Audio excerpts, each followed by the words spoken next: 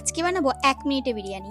চলো তোমাদেরকে দেখিয়ে দিই ১ মিনিটে আমি কিভাবে বিরিয়ানি বানালাম। কি ভাবছো ১ মিনিটে আবার বিরিয়ানি হয় নাকি? না গো, শর্টসের টাইমটা যেহেতু ১ মিনিট ওই জন্য বললাম। তো দেখো মাংসটা ভালো করে ধুয়ে নিয়েছি। আজকে হবে ডিবাপি স্টাইলে চিকেন বিরিয়ানি, ফার্স্ট টাইম করছি। আর মশলাগুলো শুকনো খোলায় ভেজে এদিকে দেখো বেটে নিলাম।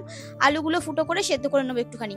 সেদ্ধ কিসে করবো সেটা তোমাদেরকে দেখাচ্ছি। দুধের মধ্যে এখানে জাফরান ভিজিয়ে রাখলাম। তো এখানে দেখো জলের মধ্যে হলুদ দিয়েছিলাম আর পেঁয়াজটা ভেজে পেঁয়াজের রস বানিয়েছিলাম। তার মধ্যে আলুটা ফুটিয়ে নিলাম ভালো করে। মানে 60% সেদ্ধ করে নিতে হবে, চাল, চিকেন আর আলু তিনটেই।